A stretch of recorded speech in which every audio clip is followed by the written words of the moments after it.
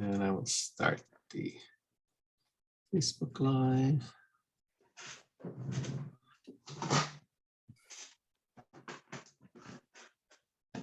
Good morning, Irene. Good morning. Nice to see you again. Nice to see you. Good to see you. Long time no see. Exactly. Yeah, since Wednesday. This Wednesday.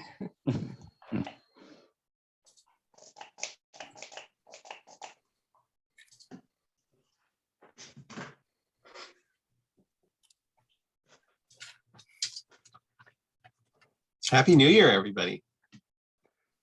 Happy New Year. Yes, all. indeed. Thank you. Happy New Year.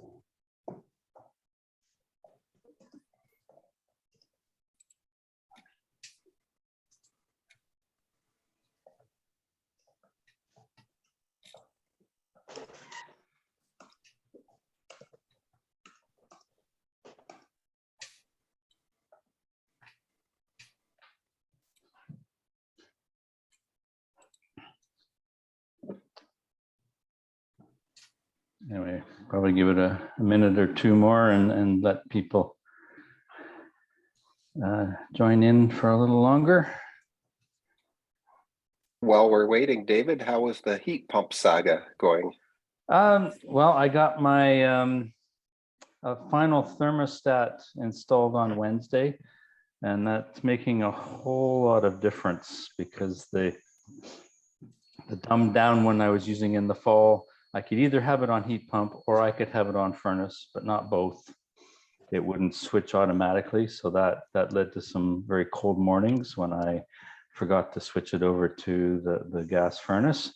And it also meant some rather higher than expected energy bills because it was only running in sort of either on or off, and off was like, you know, the highest setting possible. So it's a much more nuanced machine now. So going well so far. And I think, Mark, you sent me a contact. Someone reached out late yesterday Right. to ask about my experiences so far. So I will be following up with them. Great.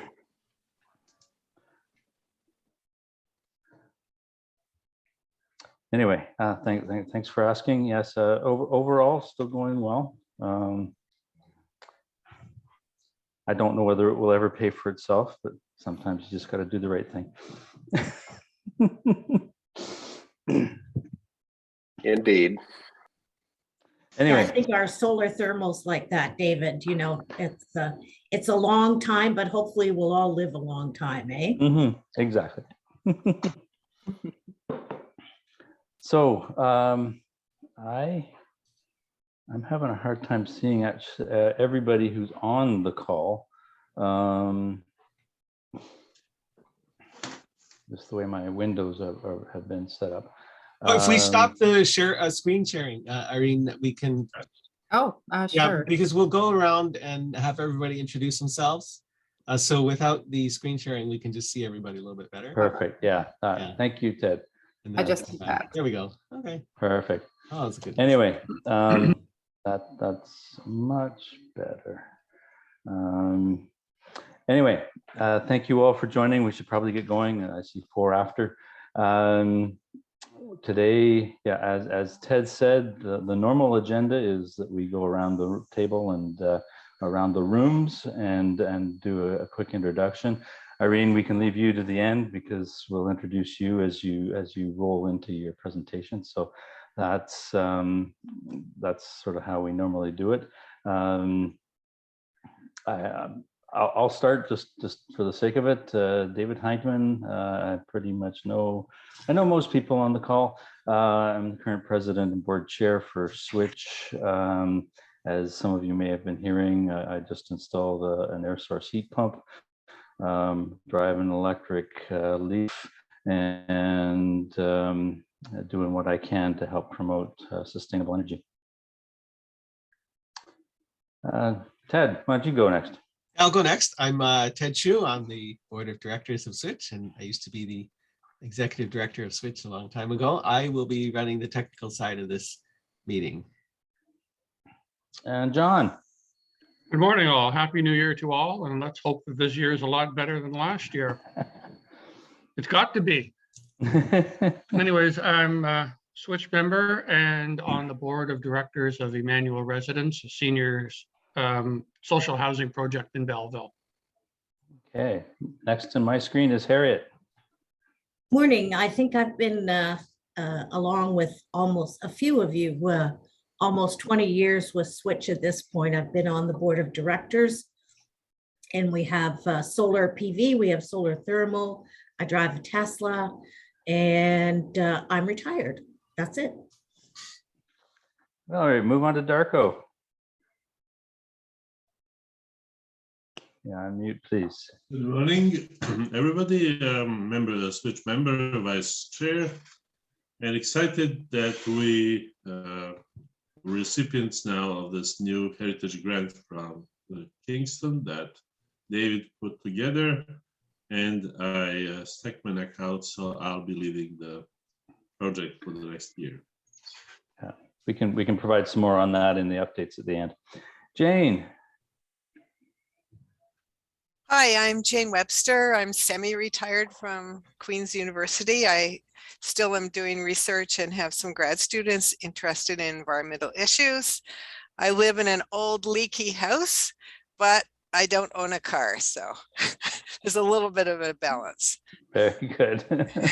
All righty. Next we go to Mark Sibley. Good morning. I'm retired from doing technical work in industry, member of 350 Kingston, and we did a delegation to the City Council December 21st on their climate leadership plan and got two major wins in delaying the $3.6 million expansion of the natural gas pipeline, and also looking to increase the ambition for the 2030 goal from 30% to 50%. That's being investigated. Thanks. Awesome, thank you. Kiari. Good morning, everyone. I am Kiari Gonibulama. I am professor at RMC, affiliated to Queen's as well, and I'm Switch member. And on the board. Member of the board as well, yeah. Yeah. Perfect, thank you, Kiari. Lisa.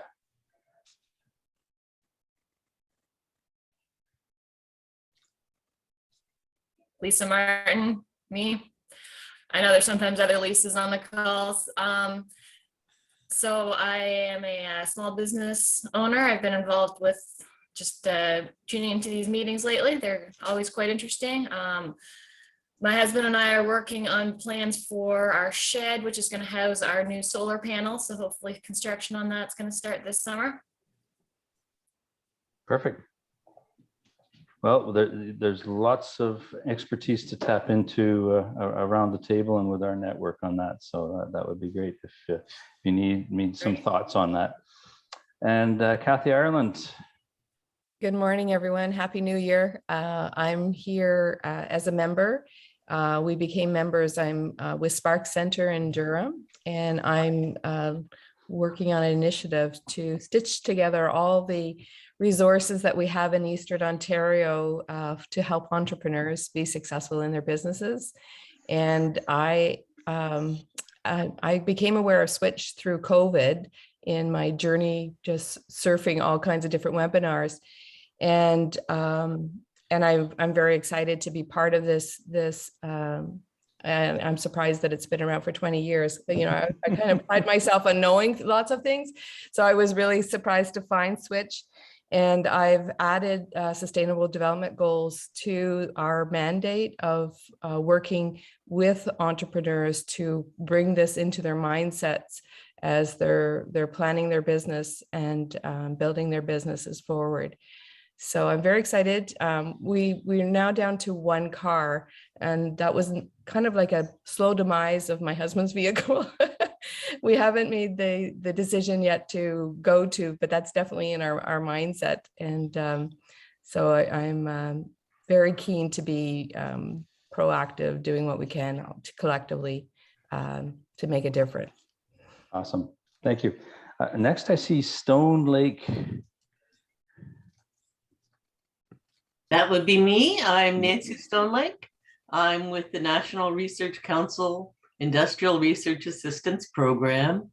I do have a fit installation on my home, and I'm, just here to check out the community. I have attended other Switch meetings in the past, but it's been a while, so it's nice to catch up with everybody. Well, and actually, hello, Nancy. We crossed paths when I was at Industry Partnerships, so nice to reconnect. Next, we go to Rosie. Thanks, David. So I'm a member of the board for Switch. I'm treasurer at the present time, and I have solar PV, solar hot air, solar hot water, and a couple of electric cars. Love to talk with you, Kathy, about electric cars. Thanks, David. Yes, yeah, we have quite the expertise around the table on EVs right now. Abdul. Hi, good morning, everyone. Happy New Year. I'm Abdul Chandi with Kingston Economic Development Office. I'm the investment manager for sustainable manufacturing. We're charged with assisting local manufacturers going green and also attracting green tech companies and sustainable companies set up presence in Kingston. Perfect. And I'm gonna do a shout out for KEDCO. They provided a letter of support to the Heritage Fund application that we put in and were successful on. They also provided a little bit of money to sweeten the deal for the city. So I'm much appreciated there. All right, next to Lucas. Hi there, Lucas Duchesne, the energy manager for CFB Kingston and an instructor in the Energy Systems Engineering Technology program at St. Lawrence College. Perfect. And Rick?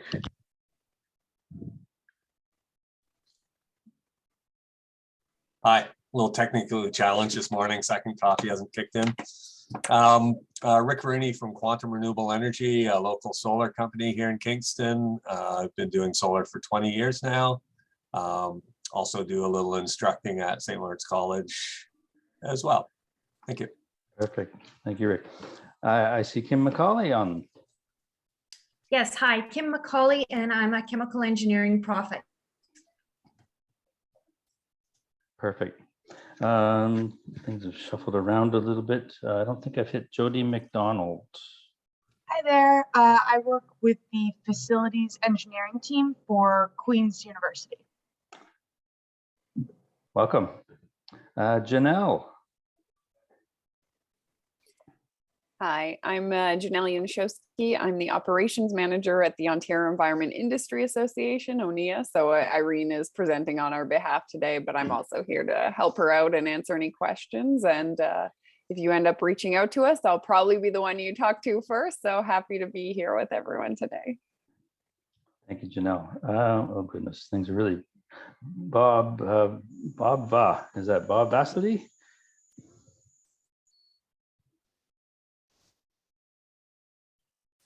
It is. I'm trying to unmute myself here. Hopefully that works. I'm trying to figure out how to get my camera. You're good. Not letting You're me. Good. Okay, well, I'll just go ahead. I can't seem to turn my camera on here. Bob Vassley, I'm the president of Canadian Wollastonite. We're a wollastonite mining operation at the north end of the city of Kingston. Switch members, I think, know me a little bit from past interactions. Those of you who didn't know that there's a mining operation at the north end of Kingston, I'm happy. The wollastonite, we sell wollastonite into industrial applications, steel and so on. But we've had some very good research with it over the last 3 or 4 years, and we'll be introducing it to as an enhanced weathering mineral in crops and gardens and so on, and to reduce CO2. We've I have a R2000 house that we built in 1990. I've had a ground source water pump since its inception. We have a solar fit program, and I'm enthusiastic about Switch and basically doing whatever we can to contribute. Thank you ever so much, Bob. He underrepresents his impact and the things he's doing. Caitlin.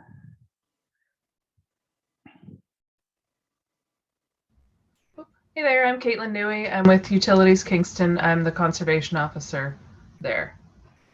Nice to hear from you, Caitlin. David Stocks.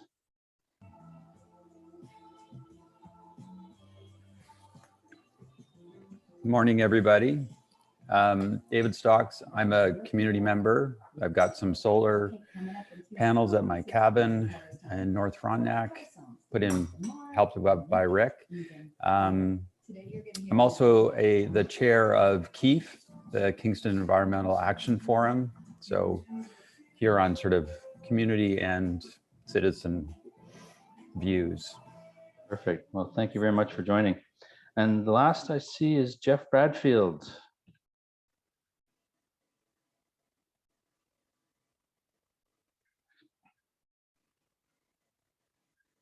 Are you there, Jeff? You've unmuted, but we can't hear you.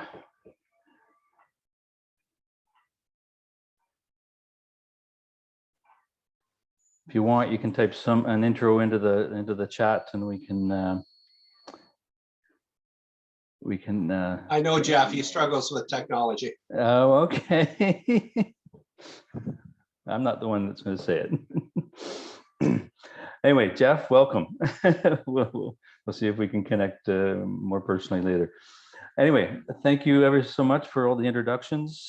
Part of Switch is certainly the networking component. You know, examples are, people looking for whether an EV is the right time to implement, just haven't gone through solar, or air source heat pump, given the experiences on that.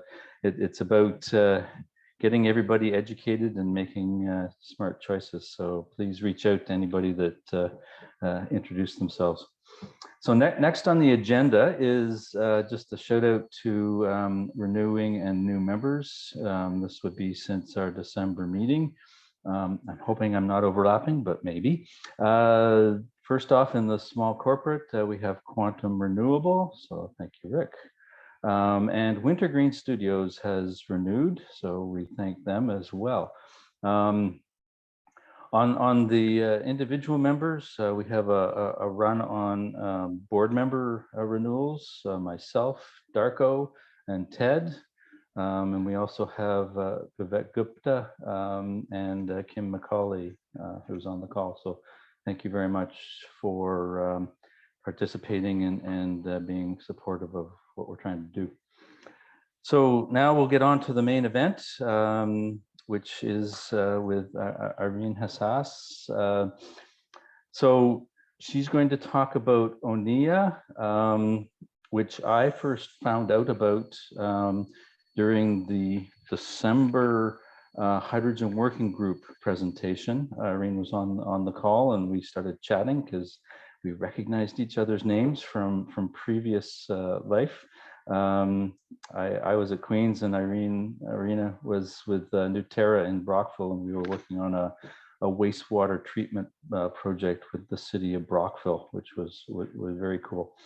So Irene is still in that space, but ONEIA is sort of one of the many other side hustles, I guess, that she's involved with.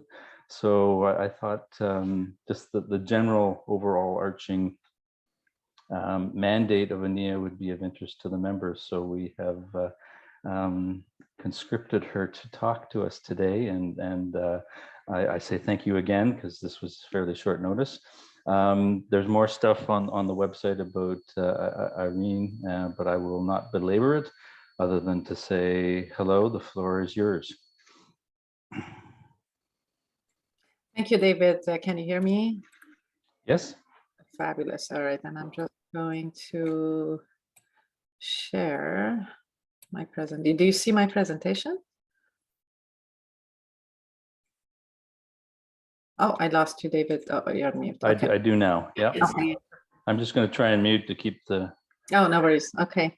Well, this is good. So you see my presentation. Thank you. So, well, good morning, everyone.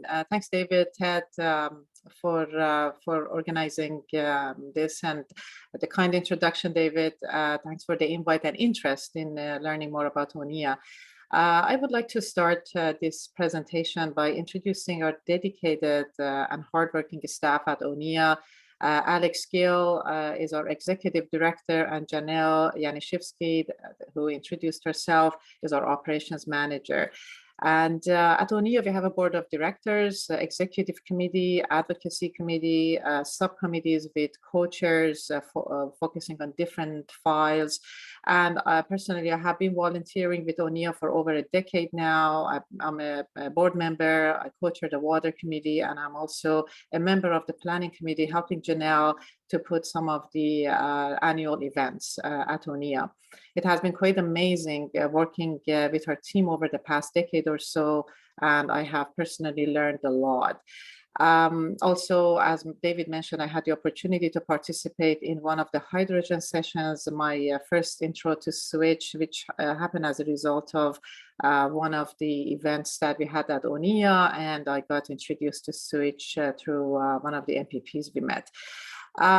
So what I would like to do is I would like to have it, introduce ONEIA first very quickly, and then we look at some of the trends challenging both governments and our environmental and cleantech sector. And listening to everyone on the call, we have this crowd is amazing, very environmentalists, and everyone has solar, electric cars, like some amazing involvement with environmental sector. So this is great. I'm very excited. So a little bit about ONEIA. So ONEIA was founded in 1991 and is the business association that represents the interests of environment industry in the province and provides a lot of benefits to its members.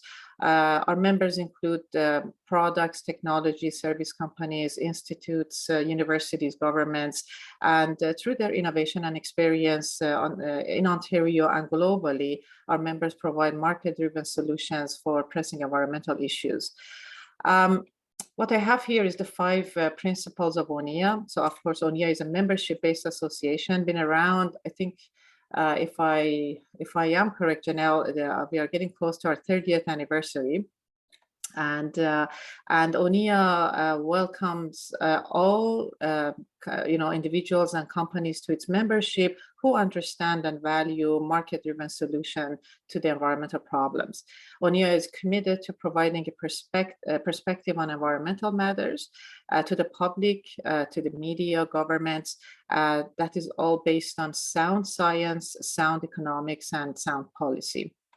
And ONEIA believes that the private sector is tremendous, both actually, the private sector and governments, tremendous resource, and they play a critical role in building our society and, building a better resilient society, I got to say, and improving and protecting our environment. In the case of private sector, with innovation and technology development, and with government, with our governments, with progressive policies, and also providing support and resources to SMEs. And I work for myself for an SME, the company called Aslan Technologies, and I sort of understand both sides. Used to be with government before, so it's amazing working with an association like ONEIA to be able to get some support from government once you know what's happening on either side.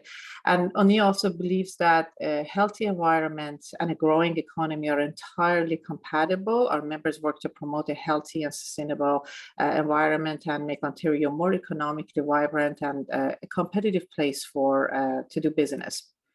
So this is all about fun. This slide shows some of our annual events. ONEIA holds social events, bring companies together or network together. We do a lot of networking, we gather intelligence, we showcase industry, and a couple of examples are our golf event, Go Green on the Green, and the curling event, Break the Ice on the Ice. I think that event is coming up in February if you're interested to participate, if there is any space left. We get together, we used to get together downtown in different cafes and bars and restaurants, and But of course, because of pandemic, a lot of things are on hold. So everything went virtual. And the way we manage it is Janelle sent us boxes of goodies, and then we obviously are in front of our screens and we continue these conversations. So a couple of slides here. These are all about the events, the annual events, signature events that ONEIA has, and we have had these events for so many years now. The first one is Environment Industry Day, and our Environment Industry Day at Queen's Park used to be one day sort of exercise in person at Queen's Park, and it turned into a 1 week kind of event virtually after pandemic. And after COVID hit us. This particular event moves ONEIA's agenda forward with politicians, and it's organized in cooperation with the Ministry of Environment. We meet with MPPs and we meet with ministers. There is a range of content from panels to pitch competitions, promoting environment and cleantech sector to those who need to better understand it. So there is an advocacy piece, there is a networking piece, and there is obviously an education component. The next slide shows some pictures about our business and policy forum. This is again an annual event. It's a day-long event that again, I think it turned into sort of a week event for us, or maybe 3-4 days kind of event after pandemic. And it's where Bay Street meets Green Street, where we bring together the finance and investment drivers of our sector with government policymakers. Again, morning contents and afternoon contents include the speakers, panels, pitch competition.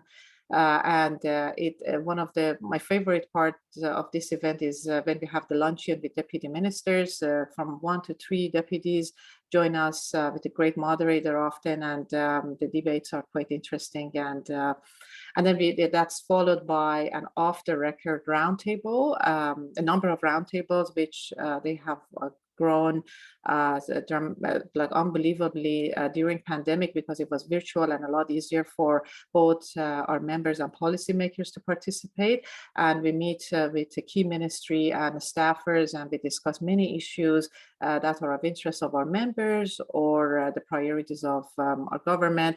It could be issues around PFAS, wastewater, energy, organics, climate change, you name it.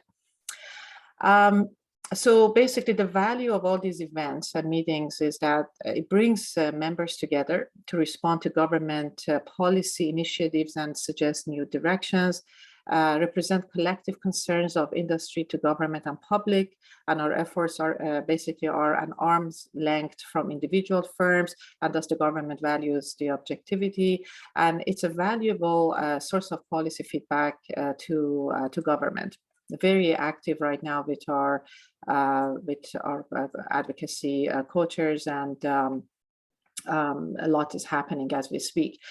And in addition to all these events and advocacy effort, ONEIA also has some interesting projects and products, I have to say. There are reports, there are directories, there are so many things, especially in the past couple of years. But ONEIA doesn't do these projects just to chase money and revenue for the association. The guiding principle is we consider a project if it solves a problem in the sector, or it benefits the funder of the project.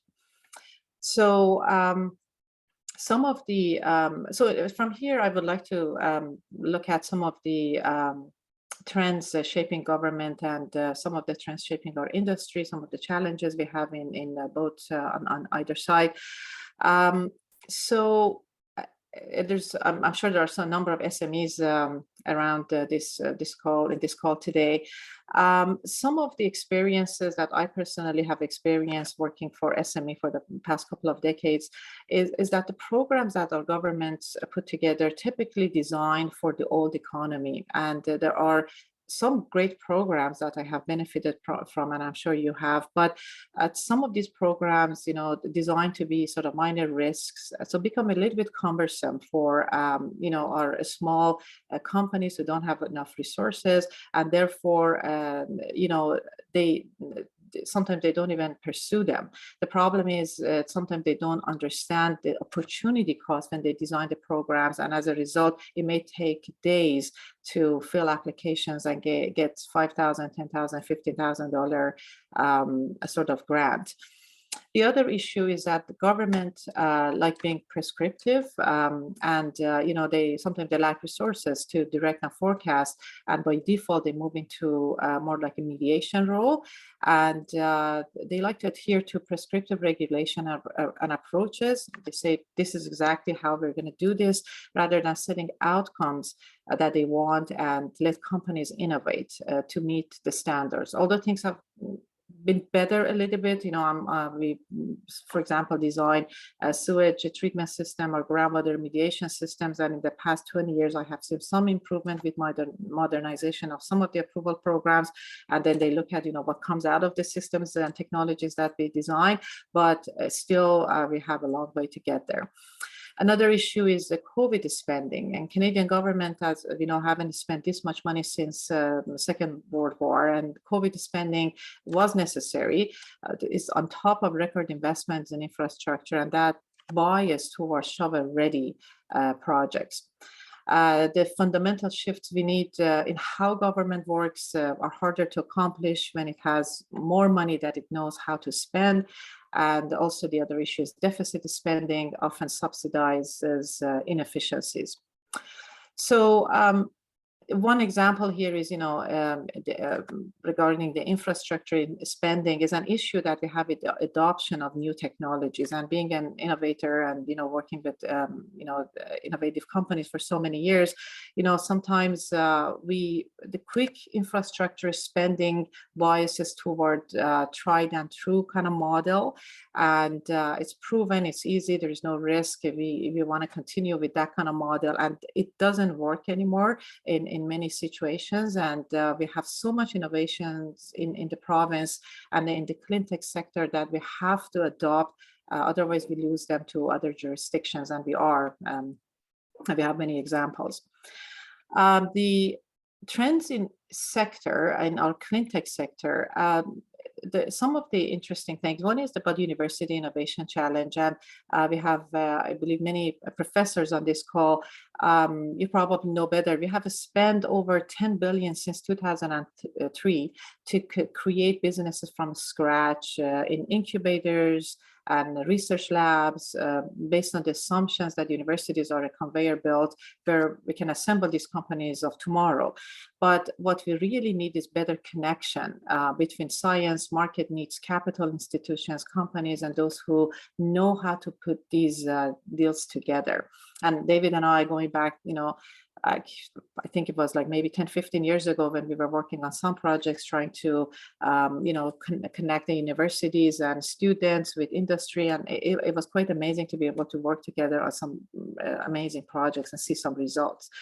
The other area to discuss today is with SMEs is, we know SMEs create jobs, and 100% of net jobs created in North America between 1980 and 2015 were in SME sector.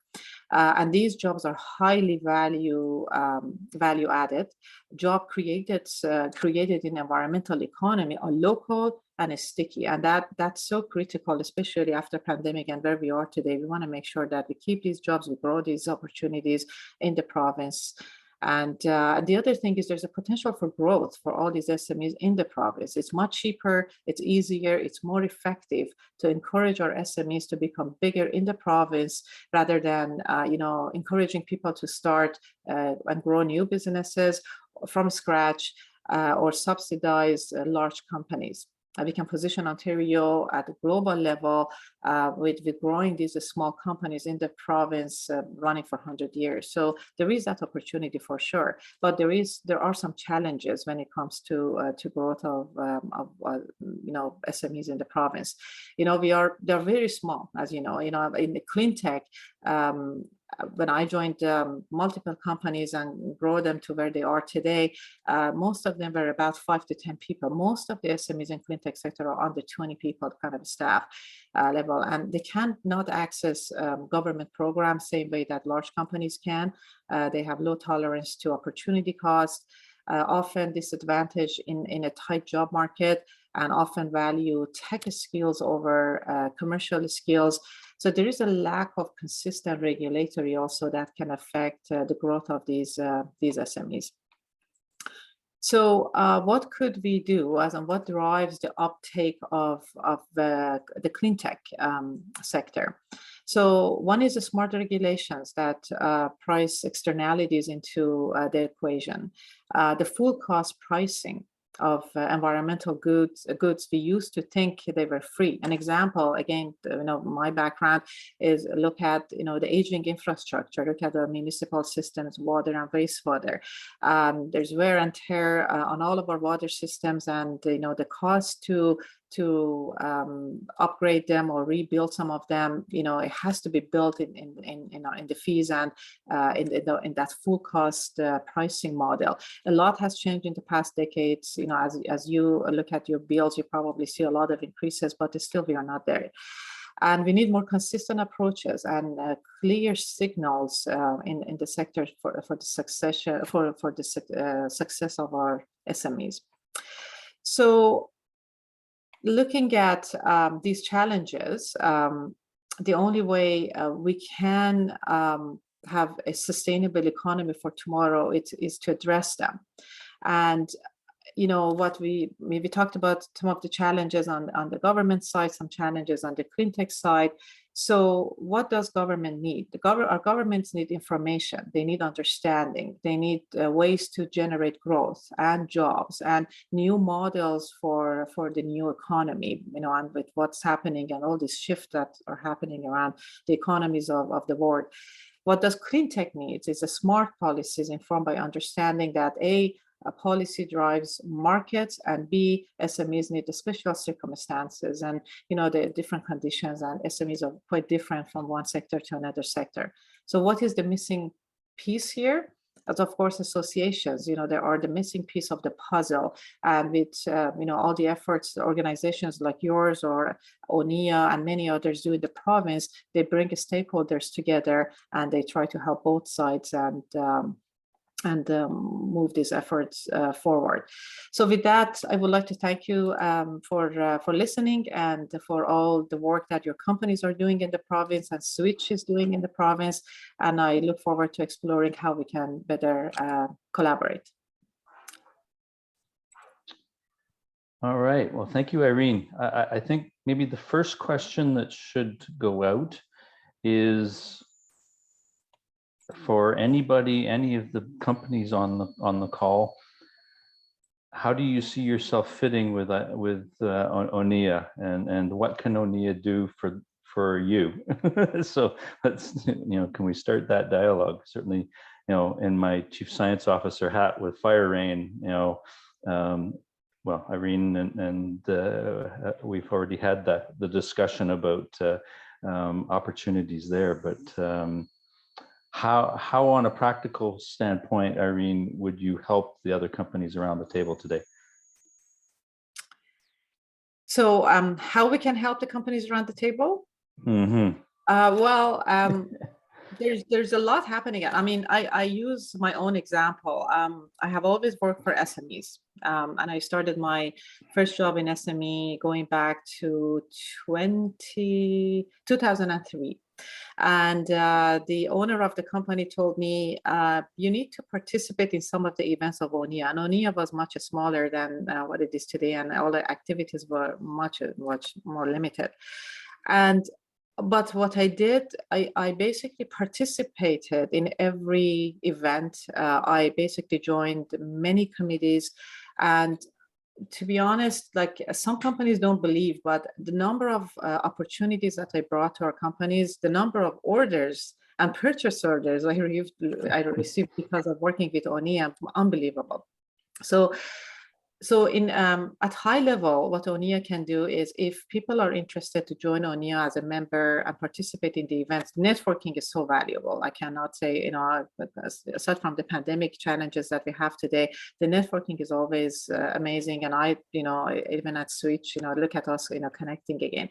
But the other piece is the committee work. If you're interested in organics, in climate change, in energy, in any topic that you're interested in, we have a committee and we have co-chairs, and you and I, David, with Alex and Janelle, talked about the PFAS issues, and the co-chairs. I'm not expert in all these topics, but they go deep and they work with government, and they present the industry perspective and the technologies that are being developed to address some of these issues, and vice versa. We bring the government priorities to the attention of the industry. So there's that piece, and then just the opportunity to participate in some of the events, meet with the ministers, meet with MPPs.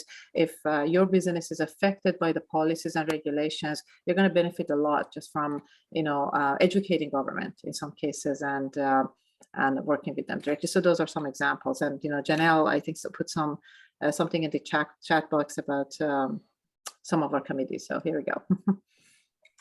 Perfect. Anybody else?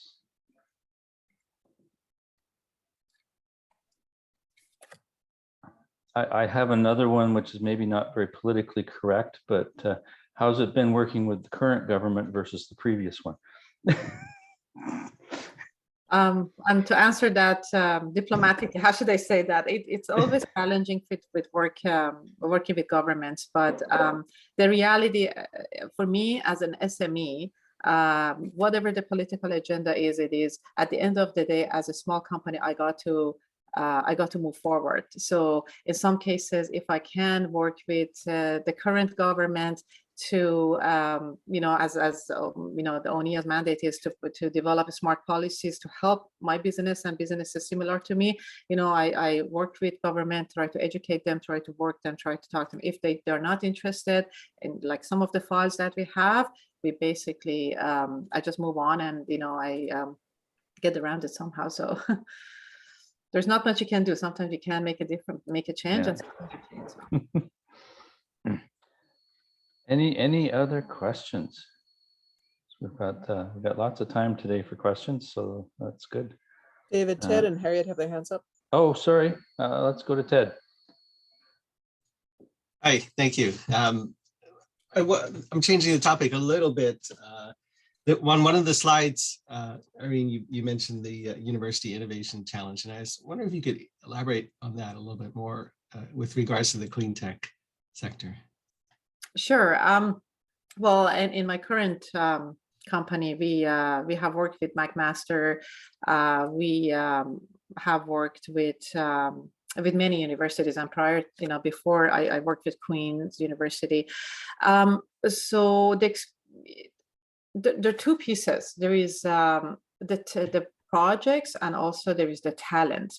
One of our challenges in SME right now is talent management, and people coming out of the programs, sometimes they are not connected with the reality of the industry.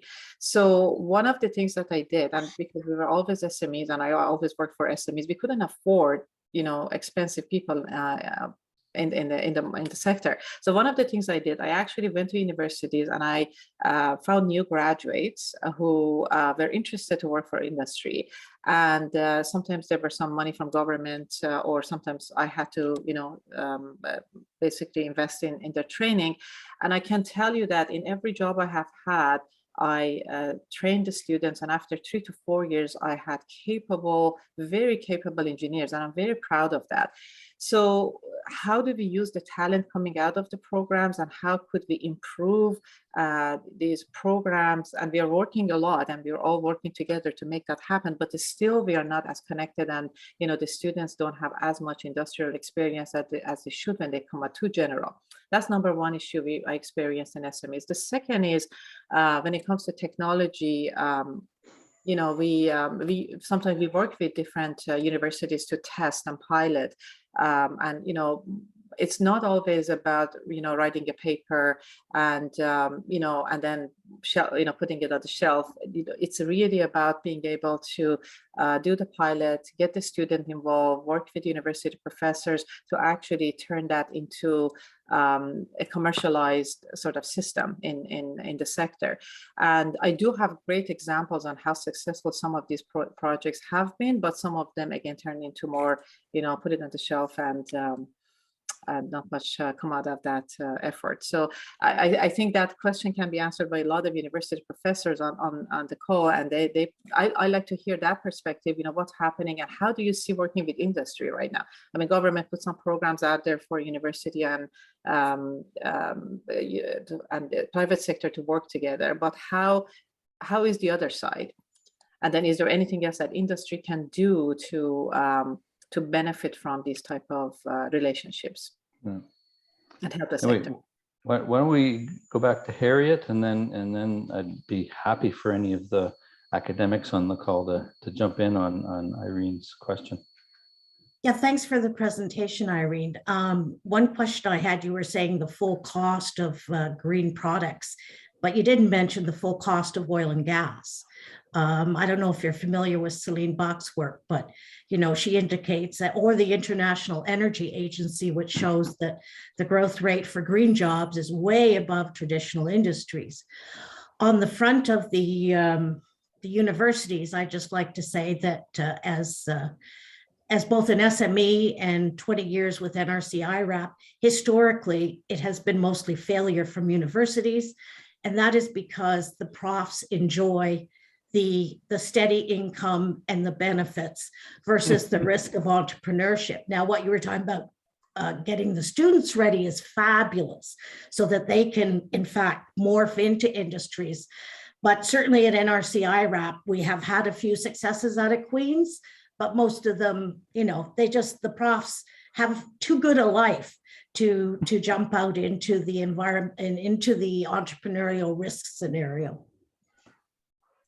Thank you. That's it's interesting to hear that. Like we on the other side in the SME life, we are so obviously we have to bring the revenue and we have to make sure we have the next projects. We don't have the luxury of just working on something because it's nice to do the research and do the pilot. Therefore, yes, there is still the system is not ideal for addressing this issue, and I don't know, to be honest, what the solution is. I'm not academic, so I don't really fully understand the other side, but I think this is a priority, and we have a lot of resources. Why don't we put that into a better use to actually help our industry to grow? And as you said, yes, the green economy is the economy to go with, and there's a lot of things in media, but I don't know again how real that is, and whether we are doing the right investment in the right areas. So. And anybody want to go back to presenting the academic side? Jane, Kiri, whether you've worked with industry on things. I'm not sure whether Kim is still on the call. If not, I can certainly. I'm going to give David. you. Yeah, Kiri. So I am an academic, and I understand what Harriet stated, but maybe I am on the wrong side, maybe being from a university that actually is a government university. So it is not the same as Darko or the other professors from other universities. True enough, yes. Okay, Jeff, I see your hand up. Hi, I just wanted to, Jeff Bradfield from Acre Concrete and Acre Rebar Supply. My experience is very similar to Harriet's. We've worked with colleges and universities for years and years and years. We've, like Irene was saying, we've joined many, many associations. Over the last 15 years, what I've found is that universities and colleges sort of follow their own track. Once they start on a project with a company, they don't have a timeline that they need to accomplish in. Most of the results they've produced some valuable results, but nothing with any forward momentum. The forward momentum has come from our company. We've joined associations and tried to make changes from within in many, many different associations. And what I've found over the last 15 years is that governments of every ilk are working less with associations and more with big companies. It's way easier to listen to one big company than it is to listen to a whole bunch of small SME people. And we've basically opted out of many associations because we weren't making a difference. So we're kind of following our own track and producing the best that we can produce, and then going to offer it to the market, because the other ways that we worked for 15 years just didn't produce. That's my thoughts. Yeah. And I'm sure there are elements of, different associations have different dynamics and different abilities to really make the inroads that are probably needed. So hopefully ONEIA is one of the stars. I see Darko with his hand up. Yes, hello. Well, to give you my sort of thinking and experience of being 30 years at Queen's professor, and personally, as David knows very well, I'm quite inclined into, getting my feet wet with real problems, that innovation and the solving of concrete problems.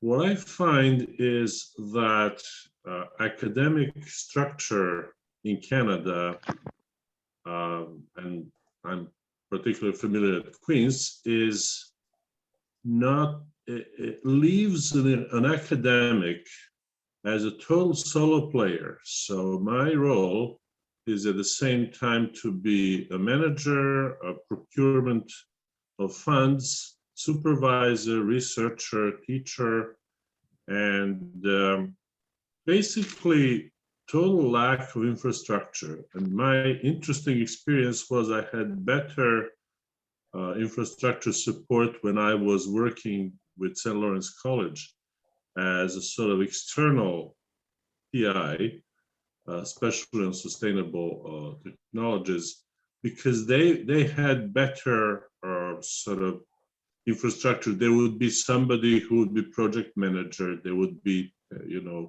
more technician support and so on. University seems to have gone down to the bare bones of any support network for the academics. So they are left to mend for themselves. And I remember somebody from small company coming to me and in my office and asking me, can you, what's your relationship like? Do you need a permission or something, to work with industry and so on, because you're an academic? And I was sitting there and said, basically the way it's now, think of this more like a franchise. Like, I use the Queen's logo, and I'm not charged for using my office space and my personal, printer. Everything else I have to basically provide, including paper for that printer from somewhere, which is not university. It's some grant or some, fund. So that really puts it's an enormous distraction. And given that also there's the lack of alignment between career requirements and the actual desire to move forward, that former momentum that was mentioned. So something along that line would really need to be helpful. And I would take up David to say a few words of his experience as the industry liaison for Queen's. Okay. Well, I'll do that after we've touched with Rosie, who's had her hand up for a bit.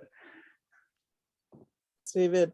So I'm really interested in this question of what would the world look like? What would even Ontario look like if students going through even college, but especially university programs, really did have an understanding of what industry is like and have a strategy for how to connect with the aspect of industry that would really engage their energies. So I'm curious to ask Irene, have you ever done any like surveying, or how do you gather information about how students make that connection? Before I answer that question, Janelle, has something like this been done ever with ONEIA? Not that I can remember. I've only been with ONEIA a couple of years, but I don't think we've done anything. We've been looking at doing some labor market research pieces, but we've never honed in on student skills specifically. We do have a couple of college partners and university members, but haven't done a survey specifically. Okay. All right, thanks.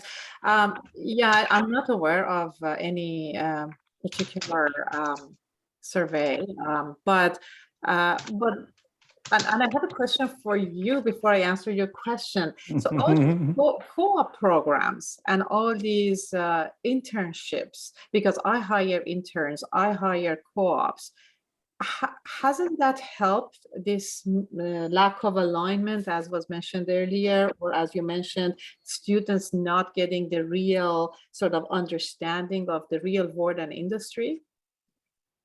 Because when I hire students, I find them quite talented, and within 12 months to, maybe 2 years, they, some of them, and I give an example, we do a lot of mechanical system, right? These are all water systems, sewage systems. So there's pump and there's pipes and there's instrumentation, electrical, the whole jazz. People, when these kids come on board, even though they have done, what is the famous project they do? There's a name for it. Capstone. Capstone. Everyone, and I always wonder, okay, so capstone, everyone has a responsibility with this capstone, and they're quite proud of it. And then they come and I do interview, and I ask a question about the pump, and they have no idea, right? They have no idea about like any of these mechanical pieces, any of these electrical pieces, even they come from some of those programs. You put them in the shop and they're like, whoa, right? And then within 12 months they work with us. So then the co-op programs and the internship programs are helping dramatically. Well, from your side, hasn't that those opportunities, they have not really addressed this lack of alignment? Or Yeah, I guess so. I work for a large company, not an SME, and we do hire a lot of interns. I think probably what happens in most of our groups is there's pretty close focus on that group's work. So in terms of getting to know more about the industry in general, that might be difficult, but that's the challenge that I see students facing, is especially right now, trying to figure out, I mean, if, for some students, it's like they're going to go after the money. But for some students, it's wanting to be on the side of the angels, and where is really the good work being done? Where is there an opportunity to actually contribute to sustainability? And that's a tough one to figure out. Yes. Yes, a lot of the students come to me when I want to hire them, and they have this vision of a sustainable world. And when I interview them, all I can think of is, can you do this job? Because I need to sell the system within this time frame, because I have to pay the bills. So there's that,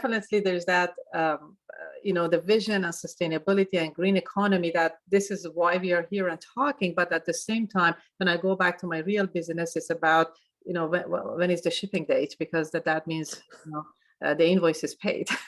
So there's a bit of that's a struggle for industry, and the universities, and lack of alignment, and then that the nice green economy thing, when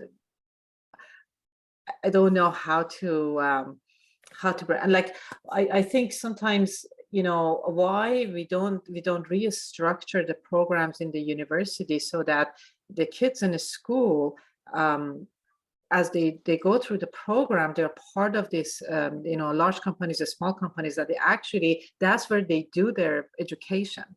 They have to somehow, government, instead of giving me $15,000, $20,000 to hire, if they tell me that as an industry, I have to, have this many students every year, and somehow, they help me to do that, then absolutely. But again, it's lack of resources on my side too. Like, how am I going to manage a lot of students when I'm the only one? And then our engineers are so busy at the site that they can't really be the mentor for the recent graduates or for the co-op students. So yeah, I don't know the answers, but there got to be some models out there. And I don't know if you have researched other jurisdictions. What did they do in Europe? What did they do in other countries? Yeah, great question. I'm just involved right now on looking at a fundamental level at the accreditation requirements for engineering schools, and we're trying to look at different comparators in around the world that have different criteria, and also different contexts. Like there's nations where engineers are very, very much respected. There's other nations where they're not respected at all. There's kind of all different possibilities, and I'm hoping that we've just started. I'm hoping to learn more from that, Irene. Okay, great. Ted, do you have your hand up again, or is that just a left? Yeah, I have my hand up again. I don't know if Jeff, your hand is still up. Did you have anything you wanted to say, or I'll let you go first if not. Yes, thank you, Ted. Along the lines of what Irene is saying, again, our experience is that universities with co-op programs produce far greater results. Students that come out of the academic world and into the business world, and then go back into the academic world and back into the business world, tend to get trained how companies need them to get trained. Whereas if they stay in the academic world without a co-op program, like Irene says, they come out and they don't know what a pump is. They don't know what the basics are. And you've got somebody after 4 years of schooling that doesn't know the basics. However, if they do the co-op type programs, they do learn all the industry, components, the small business aspects of it while they go to school. It's, in my estimation, every university and every college should have some form of a co-op program to keep students within the business community, learning what the business needs. And if you can't find a job as a student, if you can't find a co-op job, then maybe at the end of your 4 years, you're not going to find a job. And that's what a lot of students are finding, is that they go through school for 3 or 4 years and then there's no job. Well, they didn't keep their finger and their toes in the business world as they went. That's just my thoughts. Yeah. Anyway, Ted, did you have something? Yeah, I'm going to change the subject a little bit. Okay. So, Irene, you mentioned a couple of trends in industry, and it was a couple of problems that I heard a lot about 10 years ago. And I'm just wondering if we could look at the longer time frame, and if I could ask what progress has been made. So the two problems are that a lot of programs, the applications are very long and arduous, and it's not worth it for small businesses to invest the time to fill out the application and fulfill all the requirements. And the second thing is that the fact that government programs are often too prescriptive, as opposed to asking for performance-based outcomes, that is stifles innovation. I heard about that 10 years ago from businesses. So what progress has been made in the last 10 years? Do you have a sense of that? So I'm going to answer that question, but if you don't mind, if we park this question and I go back to the academic world, one thing came to my mind I would like to share with all the academic team members that we have here. So when I did my master's, and this is something that, for brainstorming, I'm sharing with you. So when I did my master's at York University, this is 20 years ago, as a 20-year-old, and I was very fresh off the boat. I immigrated to Canada in '98, and I started my master's a year after. The professors told me this is an interdisciplinary program and you got to write your plan of study. And I don't know if you're familiar with that master's program. That essentially was a business plan. And it took me, I don't know, a couple of months to actually write, or 3 months maybe to write it. And when I built the program, it was very interesting, and I don't know how they changed it these days, but when I built the program, I took courses from York, I took courses at U of T, I took courses at Cancer Care Ontario, at Toronto Public Health. I had to, and my professor, he basically found contracts for me to work in so many different places. He found my Cancer Care Ontario, which turned into a consulting job for me. He found my Toronto Public Health job, which was a summer. And then he put me in his GIS lab, because that's what I did, and then took me to Vegas for a very technical conference to present and understand the waste management. When I came out of that program, he said, I don't care what your technical skills are, but you're going to get a job because of your communication and your resume. And it was no brainer. And I basically, right away, I came out, and a few months later, I was in Environment Canada, and I was in private sector. My point is that plan of a study, as much as it was very difficult for me to write, because a 20-year-old sitting there trying to, we used to call it plan of life, that forced me to think like a business person. I just wanted to, leave that with you. So to answer your questions about the programs, and yes, they are long, they're cumbersome. 10 years ago, I had this problem, and today I have the same problem. Some of these programs come to me as a person who often fill these application forms today, and the deadline is about 3 weeks to 4 weeks from now. And I have to write a business case, and I have to find sometimes a partner to be able to, an industry partner to work on the project, or an academic partner. And by the time I get my head around it, the opportunity is gone. So it has not changed. And there's some of the program or prescriptive, yes, and that associations like ONEIA exist, because that's the whole point. If you have outcome-based sort of approach, then a lot of the programs or the policies, can, they will be a lot more effective. So that issue is still there, and associations are advocating and trying to address that issue. Mm-hmm. There has been some improvement. These programs that I hired the student from, that was federal money, I think it was CCAN, that gave me, within 2 weeks of applying for the program, I only filled maybe 1 page kind of form, maybe 2 pages. It took me not even half an hour, and I had $15,000 to bring a student on board, and then I got $2,000 to train them. And if I tell you I have engineers who are replacing or retiring engineers, you wouldn't believe it. Like with the I hired, they got really experienced within a year to 2. I got my money for it. And then in 4 years, I'm replacing my retiring senior engineers. So it's some programs work, but I'm not on the government side. I don't know what, they got to change it. And I don't know, Janelle, again, you're on the call. I don't know, with some of the MPP meetings, I haven't participated in all of them. Has this ever come up about, the programs and how we can change them?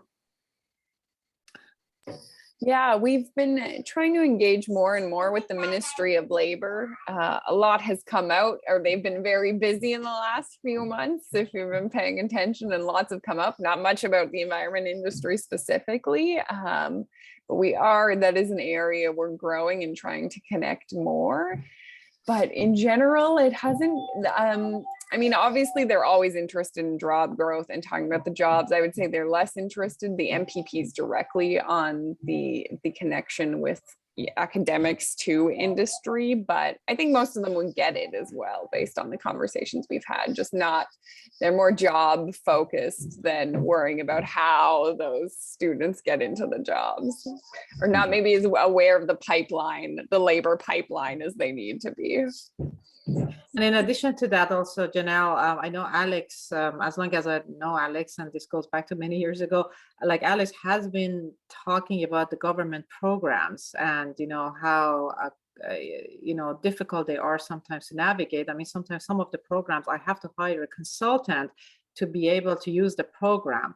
And I know we have been talking about it for so many years, and even as an association representing so many companies, we made some progress for sure, but I don't know where we are and what the next steps are, but I think we're still struggling with some of these programs, and government trying to do its best. But I mean, who is government at the end? Some of us join government and work for government, and again, once we could join the government, we are stuck because the system doesn't really support us to bring the right change to these programs. Having worked on the academic side and on a couple SMEs, I echo everything, Irene. We could have another hour or two probably on this topic. I want to ask one question to sort of change the subject a bit, and then we should probably jump into sector news, which is what we try and close things out with. And my question is, Irene, given the introductions at the beginning, are there any you're a big umbrella as far as focus areas. Are there any companies or sectors that you might want to highlight, given the audience around the table today, as far as things that you're trying to do in a particular area? Okay, I think I was on mute. Janelle, how about you actually helping me here, because you see every single committee work. I can talk about for some of them, but I know Janelle sees all the work at the association. Yeah, well, maybe you can start, Irene, talking about what the water committee is focused on, and I'll add a few other highlights. Sure. Okay, so the water committee at ONEIA has different priorities based on the interests of the members. And as we speak right now, the interest is the wastewater surveillance because of COVID. So that came to our attention because of an initiative that Ministry of Environment had, and they had $12 million investment, and then the second round of funding came in.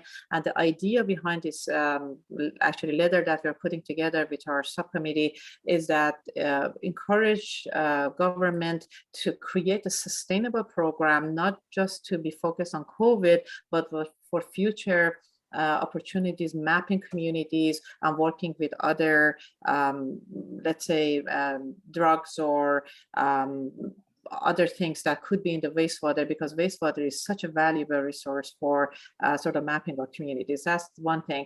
And we have engaged other jurisdictions like KWR from Netherlands to learn from them what they have done, why they were so ahead of us when it came actually to not just quarantining, putting the whole country in quarantine, but the different communities, and based on the result that they get from the survey. And I know Ryerson University is very much involved with that. I'm working with them very closely, and they have now they are the data hub, and they're working on different things. Same as Queens is very involved. I think there's 13 universities involved with that program. So that's one thing. And then there are other things such as low impact development. There are things such as decentralized water and wastewater systems, trying to address some of the, big investments and in infrastructure. And, when there's a new development, we want to look at how we can keep the cost manageable, and also the operation and maintenance of the system. That's another piece. So there's multiple things that we look at, and it changes by the priorities of government and also the interests of our members. Go ahead, Janelle. Yeah, and our Resource Recovery Committee has been working on some postings that have come out of the provincial government around odor guidance, land use policy, administrative monetary penalties. So they've been very engaged in having ongoing conversations about some of the concerns industry has around these new guidelines. In fact, they've stepped back on the land use policy completely, so which is good news, because there were some issues in it. We agree with kind of their direction they're trying to go in, just not a very effective way to do it at this point. And so that's a conversation that's going on. Our PFAS committee, a lot of the provincial focus has kind of pointed to federal to say, oh, it seems like they're waiting to see what the feds are doing. So we do engage federally when it aligns, but most of our focus is with provincial advocacy because that's where the environmental regulations come out of. The brownfield, well, excess soils is also a super hot file. I don't think there's a lot of excess soils connections in here, but we do have a good brownfields excess soils contingent, and the regulations were just implemented the next phase on January 1. And so there is lots of conversation around that going on for sure as well. And we do have quite a few members out in the Kingston area as well that are not here with, but Doug Wilton from Tecta PDS, which is another water testing company, is part of our membership, and Mel Ross, which is a brownfields remediation company as well, and engineering around soil engineering. So that's some of the activities. I did share in the chat as well. We've launched a circular economy directory where businesses in Ontario can get a free listing if they've got a circular economy solution. And yeah, you never know what's coming down the pipe. Lots of events and opportunities to connect. And my apologies for the background music. There's a senior kindergarten class happening about 2 meters that way. So Yes, I certainly think Fire Rain will be approaching that circular economy piece. I want to go back with one quick comment about, full life cycle is so important. It's a hard thing to do, but just, on that front, Fire Rain just did some analysis, and we looked at the cost of disposal of our product versus products that have PFAS in them, and it is 20 times less expensive to properly dispose of our product. And hopefully everybody is paying the piper and disposing properly, but that just shows that there's those hidden costs in old solutions that may not be there in the new solutions. And so that full life cycle, cradle to grave is very, very important. And I must say, government support to be able to pay the consultants to do that would be, that would be so awesome. But I'm speaking from a Fire Rain standpoint. Anyway, Irene, Janelle, thank you very much for the presentation. I hope there are some connections offline afterwards from some of the companies around the table that be interested in knowing more about ONEIA and what you're doing. And I certainly know I will be continuing to connect both for Switch and for Fire Rain. So we try and close things out with a bit of sector news, just a brief chance for people around the table to bring up things that they think are of interest. I'm going to take the stage first. Just Darko mentioned that we just received some funding, we being Switch. So last September, we put in an application to the Kingston Heritage Fund for about $8,500 worth of funding to support events and data collection and collation in 2022. And the reason is that 2022 is the 20th anniversary of Switch. So we thought that there would be it's a good chance to do some historic recollections and pull together previous archives. So we will be reaching out to the members to see if you have resources that you might have in your closet or somewhere. We will certainly be reaching out as far as help with events and possibly to see if there's interest on committee work.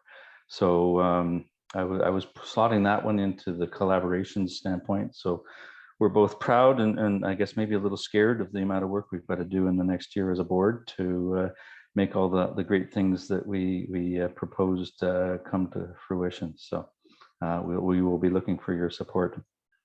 Anything else on collaboration? And then I'll jump back to the beginning of my list.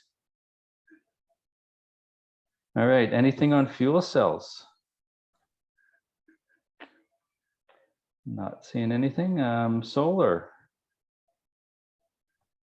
Yes, municipal solar project that 350 is trying to promote is still on the front burner, and we're going to try to meet with the new head of Utilities Kingston in the new year. Awesome. If Switch can lend a hand on that, Obviously, we think, yeah, I'd say the board would say that we think that's a good direction to be going. So, anything else on solar? Bioenergy.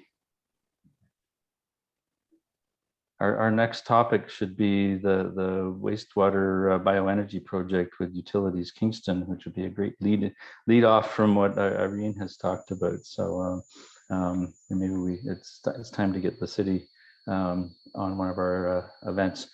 EVs.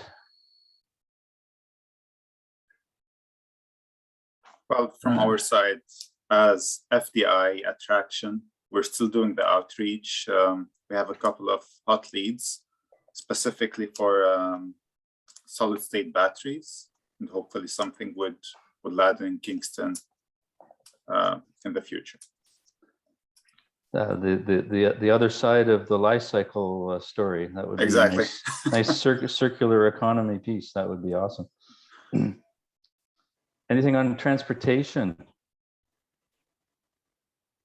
So David, on the bioenergy, that includes like biogas kind of generation. Sure thing. Yep. So just a quick thing.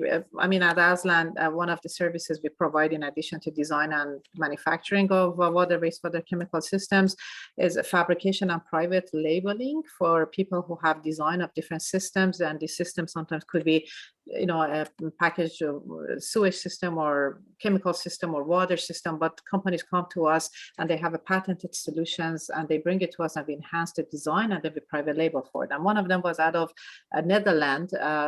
We did one with Listec, one of the Ontario companies, that they wanted to convert biosolid into fertilizer class A, and we did build that system, and that system is a containerized 2-story kind of package, 50-foot container, really cool looking system.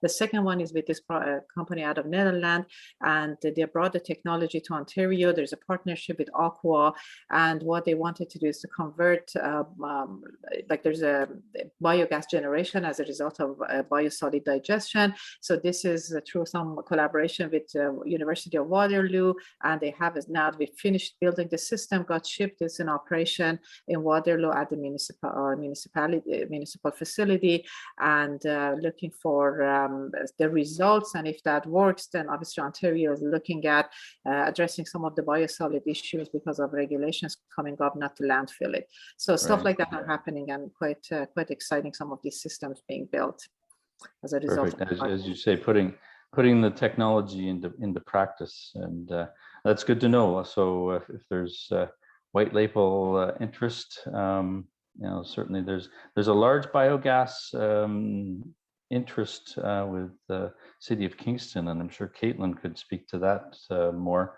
So maybe they should be more aware of what Aslan is doing and the opportunities there. Caitlin, do you have any interest in jumping in on this, or? Hello. No, I don't really have anything just to add about the City and Utilities Kingston's biogas plans.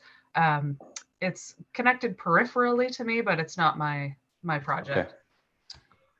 Okay. We need to get Alan on a call. Alrighty. Wind.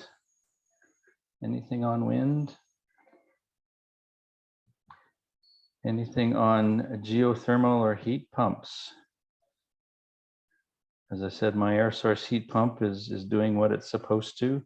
When the person was installing my final thermostat, he goes, "And what are your expectations about how low the temperature is that you can go to?"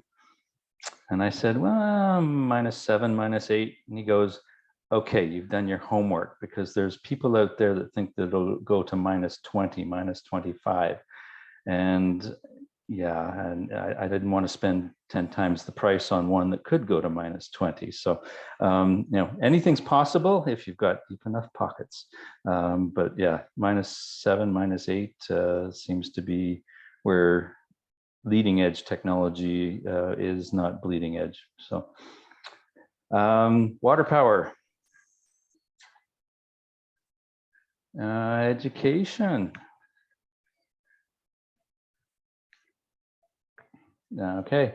Conservation. Hey, I'll just give a little plug. Utilities Kingston has started up its smart thermostat credit program again. So Utilities Kingston customers who receive gas from us can purchase and install a smart thermostat, pretty well any one, and then go onto our website and submit an application, and you'll get a $100 credit on your gas portion of your bill. If you're not a Utilities Kingston customer, you live in the West End or East or outside the city, Enbridge has a similar program. I think you get $75 rebate for theirs. Just gas, not electric? For the Utilities Kingston one? Right. For both, yeah.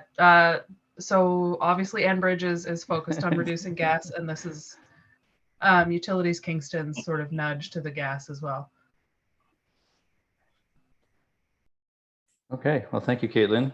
Every little bit helps. I must say it was a hard decision whether I was going to go with an electric furnace or stick with gas.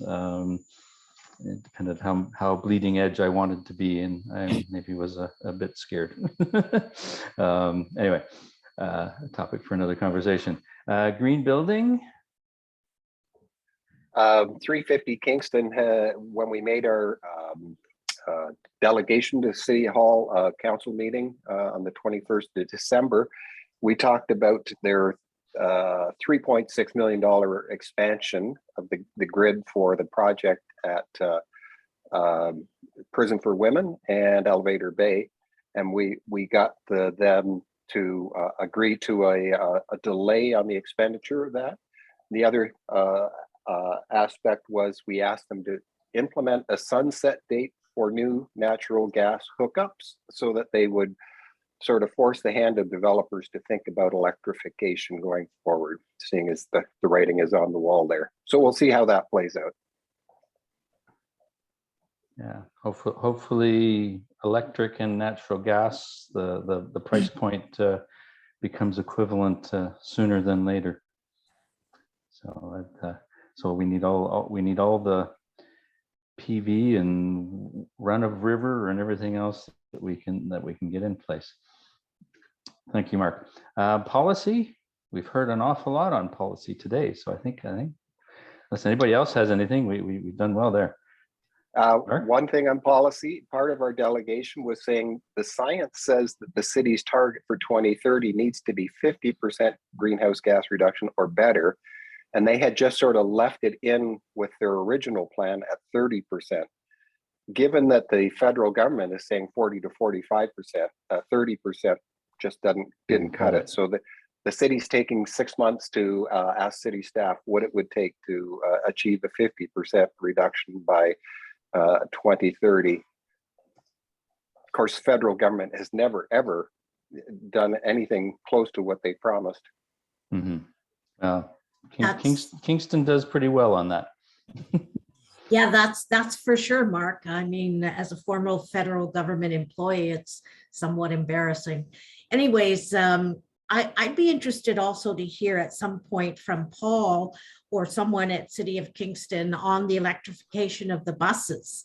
You know, as he indicated in one previous session, you know, the maintenance costs are way lower. And, you know, my Tesla over 2 years has been zero maintenance costs. So might be kind of fun to hear about that. Yeah, Harriet, I'm happy to pass that on to Kingston Transit. Not sure how they're going to do their maintenance comparisons, given that the public transit system is kind of upside down right now with COVID, but I will pass along that request. Awesome. There's one policy thing related to electrification, which is in New York City, has passed some legislation which will phase out natural gas hookups over the next few years. I think it's like takes 3 or 4 years, but New York City is doing it, so maybe Kingston should not be too far behind. But there's a lot of moving parts, so it's not. Can't just snap your fingers and have it happen. So. Okay, I've got hydrogen, and then we can call it a day. Anything anybody has on hydrogen?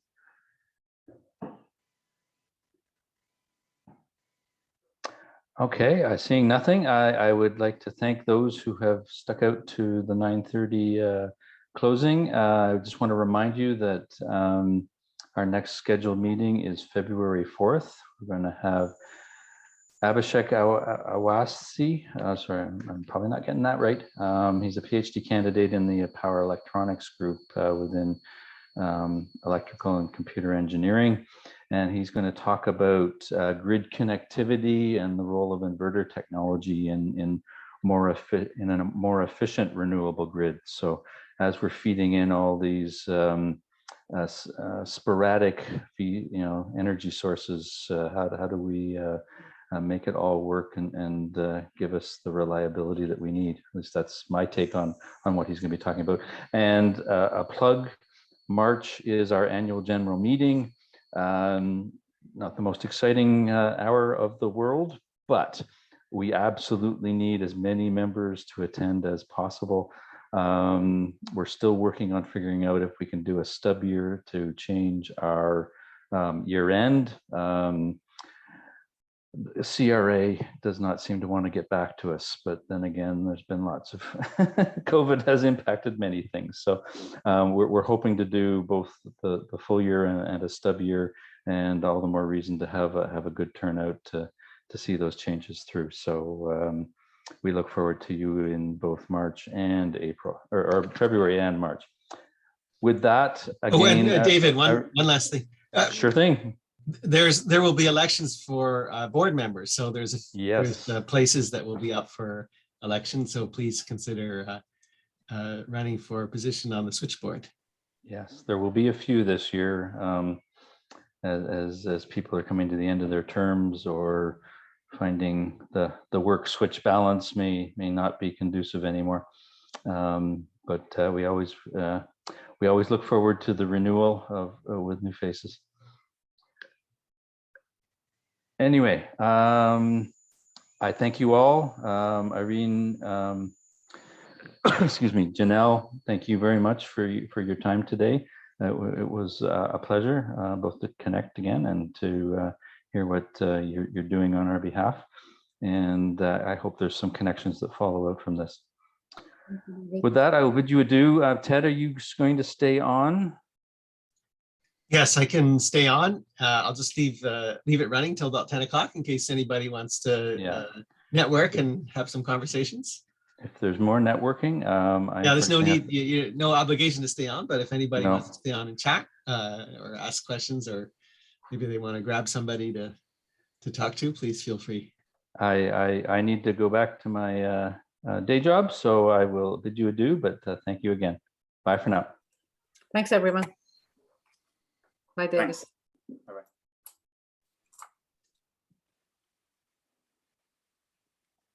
So one comment I had about internships was, having worked at Invista, we hired on 16-month co-op engineering students. That program was a great success for both parties, and I think it's a good way for people to understand what engineering is like in the field, and for the employers to get over that hurdle where, for the first few months they're coming up to speed, and 16 months gives you time for it to work well for both parties. Yeah, the one thing, NRC IRAP, I don't know who I sent the comment to, but we did have internships where we could fund some of the salary of the engineering students or whatever technology, and they were highly successful. It was little bits of money like 15 to 20,000, and in most cases, the students got hired by the company. So they got real world experience, they got a job, and the company got some subsidies. So it did work very well. And 16 months, it ends up being an extended job interview as well. So, you'd say, well, there's, 40% of them I wouldn't want to hire, but, there's most of the others. Yeah. Yeah. I just have to tell Ted that we were in Whitby on the weekend or Tuesday, and we stopped at a supercharger on the way back. And for 250 kilometers of range, it costs us $7.48. That's a really good deal. So, so we're still waiting. We're still waiting for you to trade in your Fit for the for a Tesla or another EV. How many more years are you going to get out of it? Well, if I sell my Fit, somebody else is going to drive it. There you go. So, but to me, to my mind, that means, drive it until it's not worth it. Because otherwise somebody else just drives, it's just staying in the market. So why bring another electric car into the market without getting rid of the previous car? It's true. I mean, a car like yours is not one that we have to worry about because, it's the SUVs and the trucks. So, I mean, yours is, my neighbor has a Versa Note that's standard and it's obviously very efficient as well. So those are not the problem. Absolutely. Is it true, Ted, that I heard, I forget where I heard it, that Ian Arthur is not running in the provincial election? Oh, that's right. He's not running again. And is there a reason for that? He's pursuing other opportunities. Okay. He doesn't want to come up against you. Is that the reason? I won't comment on that, but yeah, I had a long I'm sure chat the NDP will come up with another candidate. Okay, I was going to say I had a long chat with Bill McDonald up on Sharbet Lake. Oh yeah. Yeah, because we get our wood, some of our wood from him now. So he was quizzing me on everything, and I kept saying to him, "I don't know anything about politics," but he kept asking questions. So he can always give me a call if he likes. Yeah. All right. On the EV front, I hear that the government is finally going to put charging stations in at the en route That's right. stations. Yeah. It's about time. Maybe they'll stop ripping them out like they did at the GO train parking lots. They didn't turn them off, they ripped them out. It just, Yeah, it's just so stupid. And I mean, yeah. Anyways, all right, gentlemen, have a good day. Take care. Bye-bye. Bye.